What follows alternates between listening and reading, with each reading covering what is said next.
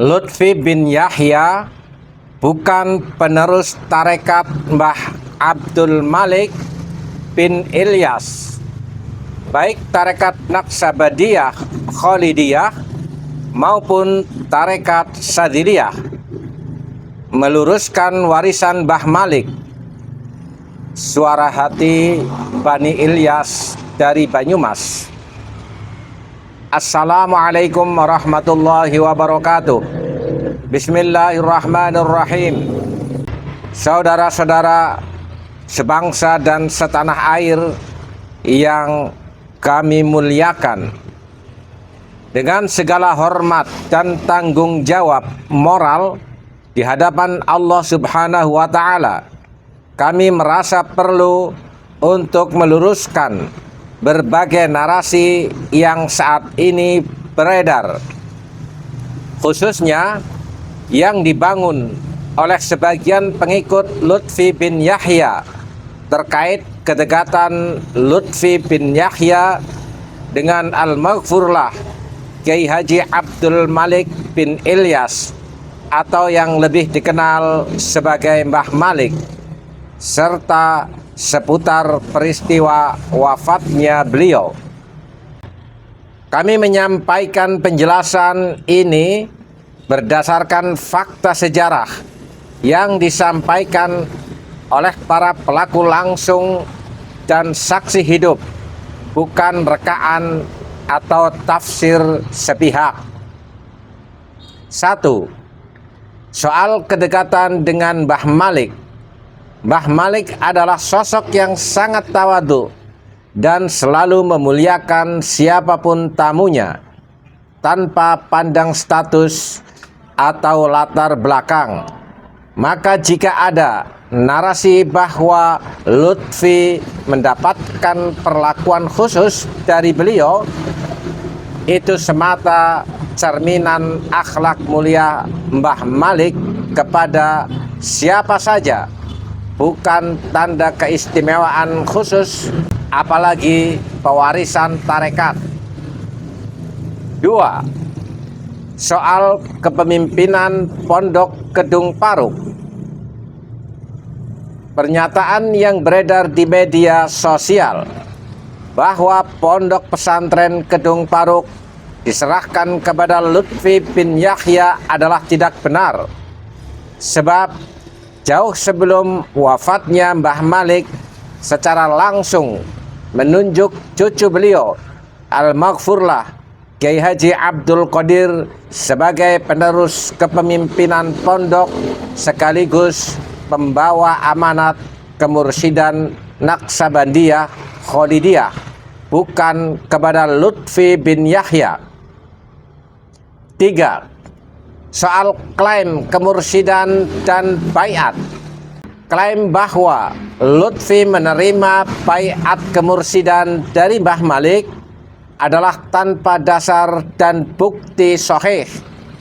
Tidak ada satupun dokumen, saksi, atau catatan resmi yang menunjukkan bahwa Mbah Malik pernah membaiat Lutfi bin Yahya sebagai mursyid, baik dalam tarekat Naqsabandiyah Khalidiyah maupun Sadziliyah. Apalagi diketahui Mbah Malik sepanjang sejarah hidupnya adalah pengawal tarekat Naqsabandiyah Khalidiyah, bukan Sadziliyah.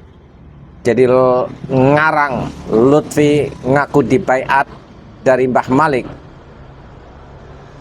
Lebih aneh lagi, setelah wafatnya Kiai Haji Abdul Qadir, Habib Lutfi membaiat adik dari Kiai Haji Abdul Qadir, yaitu almarhum Kiai Haji Said, sebagai mursyid. Kemudian setelah Kiai Haji Said wafat, beliau kembali membaiat adik lainnya, Kiai Haji Muhammad.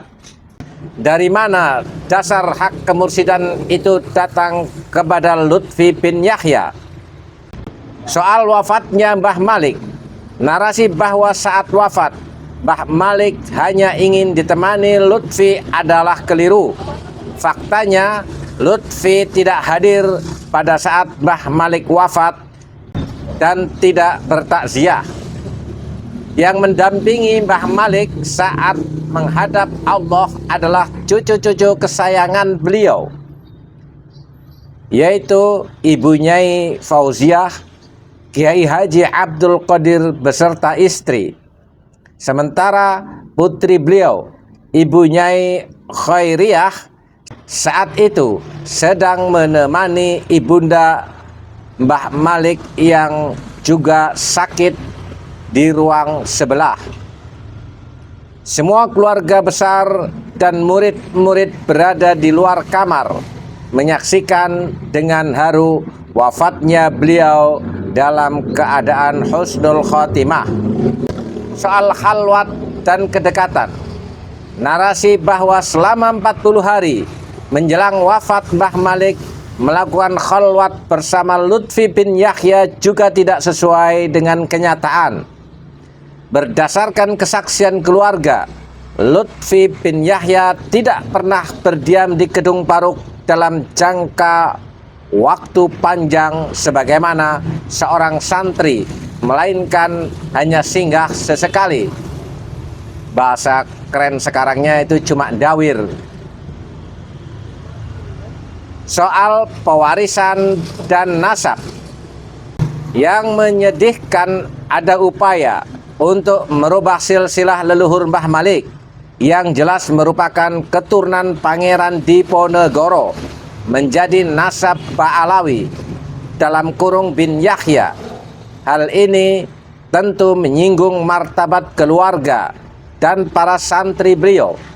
Jika benar beliau adalah murid, maka mestinya menampilkan adab dan kejujuran dalam menjaga warisan gurunya, bukan memanipulasinya demi kepentingan pribadi atau politik tarekatnya. Padahal bila jalur tarekat ingin dilanjutkan secara sah, masih ada jalur ke Sokaraja menemui keluarga dekat Mbah Ilyas melalui jalur almarhum Kiai Haji Abdus Salam yang kini diteruskan oleh Gus Torik. Soal haul dan klarifikasi, perlu dicatat pula bahwa Lutfi bin Yahya sangat jarang menghadiri haul Mbah Malik.